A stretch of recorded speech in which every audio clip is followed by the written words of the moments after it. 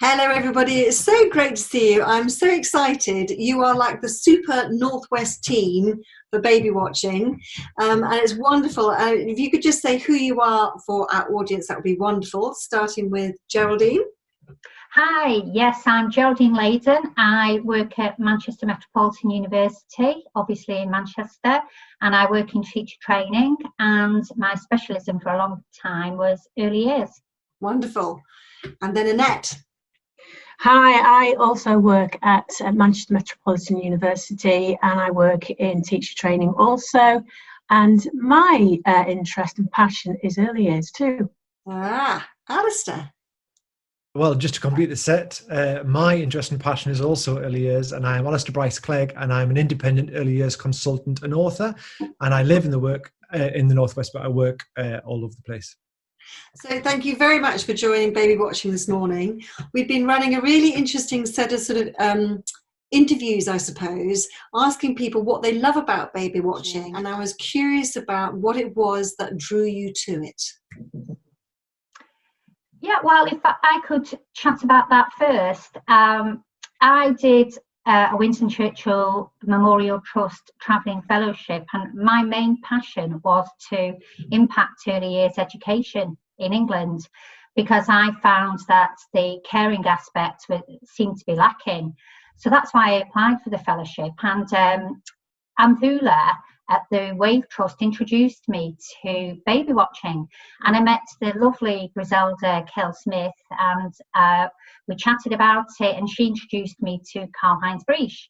And I actually went to Germany, and I was shown how successful it's been over there. I know there's been some research there that's coming through at the moment, and that research came from Frankfurt, where the programme was rolled out across the whole region. They were so enamoured by it, and that's where the research came from. So I met somebody called Jeanette Hollebeck, and she took me throughout Frankfurt, and the simplicity of it really struck me, because I do find in England sometimes it can be very stressful in schools. It's very busy, it's very demanding, and I went into some early year settings, and basically within seconds the whole thing was set up. Because I know if you went into a classroom in England and said, oh, we've got a great program for you, and would you like to take this on, I think teachers sometimes think, I really can't, it's too much, we've got so much going on. So for me, I actually saw the research that was going on. I saw it spread throughout a couple of regions over there. I actually spoke to Karl-Heinz Brice, and one, I was convinced it works. They've got the research. But two, how can we bring that into England? And the answer to me is very, very simply. I think it's hard to explain how simple it is. As people that follow Babywatching know, it only takes a little while to set it up once you're trained. And there's not much pressure for the teacher, actually. And it's actually very enjoyable for the teachers.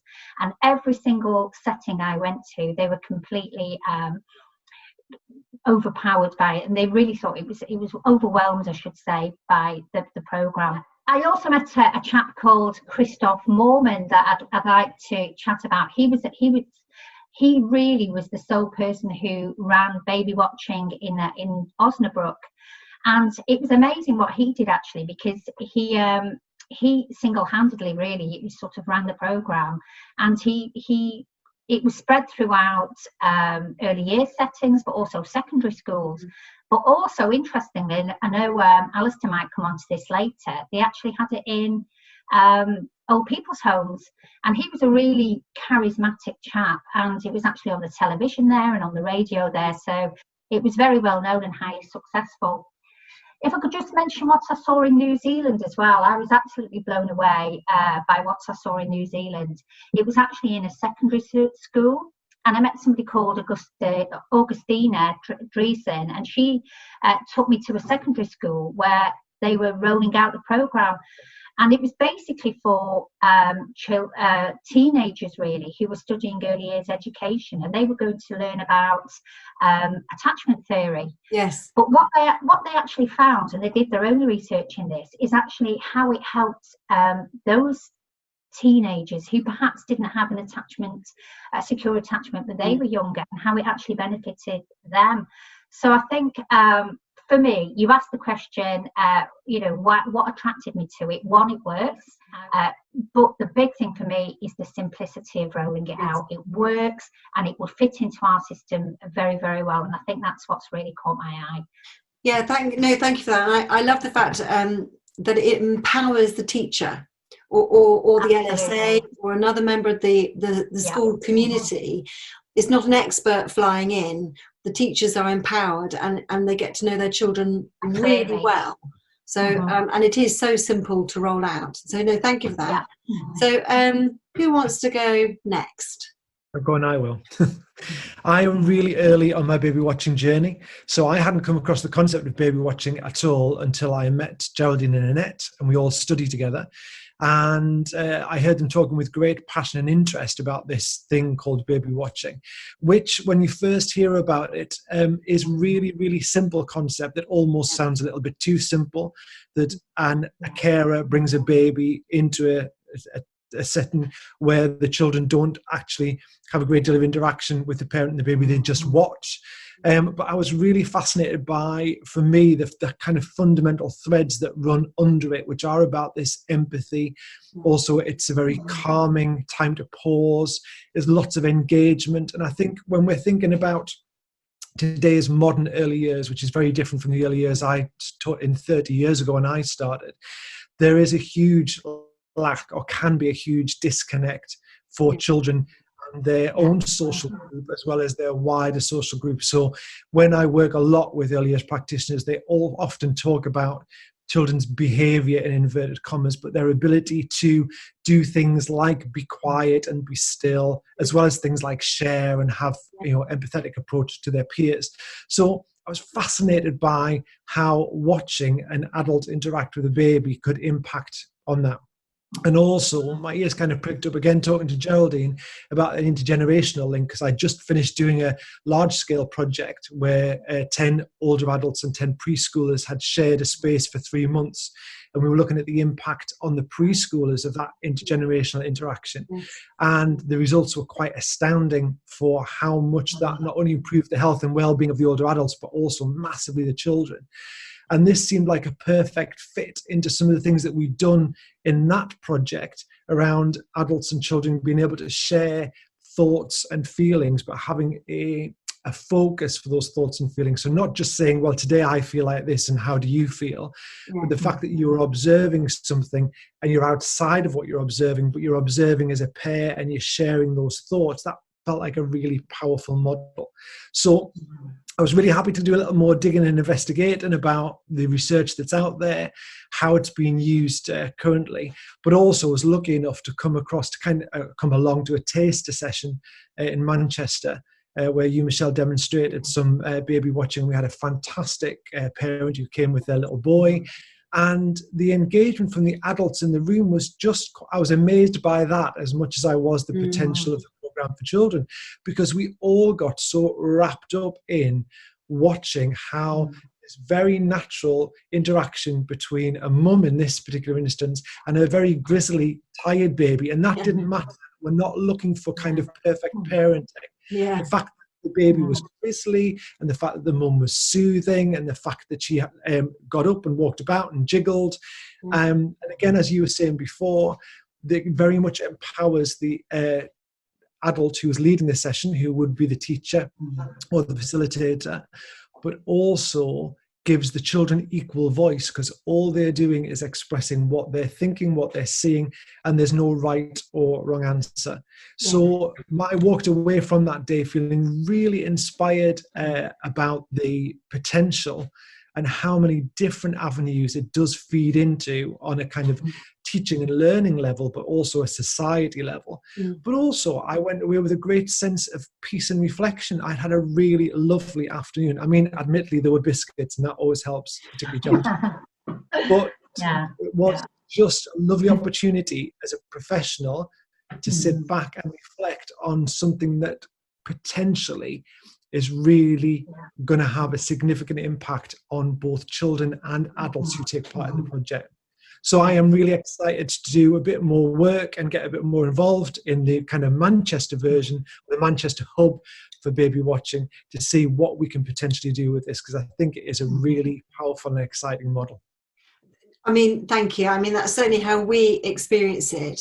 And I think also about that framework of language and emotional language that helps children understand themselves better and realise that it's all part of being human, these feelings and these, and I can now name them, and it's all okay. And it is a very calm part of the day. I mean, I get this a lot from teachers. It's a lovely, calm part. Children are able to then self-reflect, and instead of acting out, they can use their words instead. They feel very accepted and valued, which is just so lovely. And just in terms of being able to communicate that with their peers and also with the adults around them. So it does have this sort of big community effect. Which is wonderful. So thank you for that. And Annette, I know that you've got... Michelle, yes, you've talked. I'm going to actually carry on the golden thread of simplicity of this programme and the community aspect of it, because I too, like Geraldine, did some research for the Winston Churchill Fellowship, and I also went to New Zealand. And it was about this sense of community that the project that I visited, and it was the schools and the projects that I visited. It was about reaching the community, working in collaboration with authenticity almost, and having that space and building those relationships. And I think that's really fundamental to baby watching, is building the relationship, fundamental to education, early years education. Alistair talked about empowering the children, which again I think is really important, giving them a sense of agency and helping them build that programme themselves. And that's where the simplicity comes into this. It's not someone who helicopters in. Yes. And so it's the children that sort of solve the problem themselves. Yes. Because they have to work together. Yeah. And it's that sense of empathy and having that space and the awareness of each other. So yes, it is okay to talk about emotions and feelings. So that's where I'm coming from. So my interest, we all work together, Geraldine and Alistair and myself. And I was thinking of taking this forward, so as part of my research and working on that further, looking at building some relationships with schools in the Northwest, which Geraldine and Alistair and myself would probably hope to do. So some schools are actually, they do have interest, so we just want to spread that word, basically. So that's extremely exciting, and I think you are a very empowered group of people that can make this happen. And it is just so simple, isn't it? Because one day of training, and then they're up and running, and just with a little bit of support and guidance from baby watching through mentoring. I'd just like to mention as well that for me the cost, and for me that has to be hugely attractive in for schools, because I think there is a lot of a competition now. There are lots of different organisations out there that are we're in a market economy, but this is actually that is definitely a big bonus for me. Yeah, I mean, it is simple. I mean, once they're trained, and I also think it's something that can be part of a school culture, part of being embedded in the school culture. It's not a one-off. This is something that should happen every year, because it is something that affects the whole community.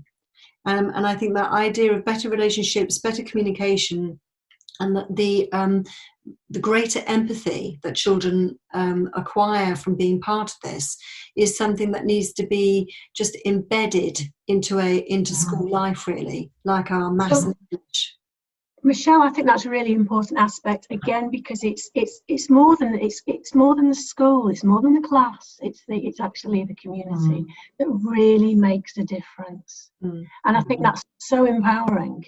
Yes, yeah, I love that sense of agency you described also for the children, that they work it out, because actually the group leader, who's the teacher or another member of the school staff, they ask the questions. They're fellow explorers on the same relationship journey with the children, and the children teach the children, because the group leader is the facilitator.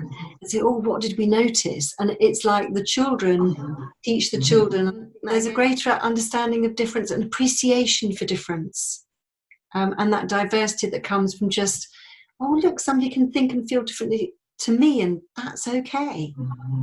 And also, I think that's and looking at all of your literature, Michelle, that you actually consider those children on the periphery as well, but it's a fully inclusive program, which I think that we really do need to use in our schools. Wonderful people. That's probably the all we've got time for, but it's so good to talk to you, and really looking forward to the next time that we're together.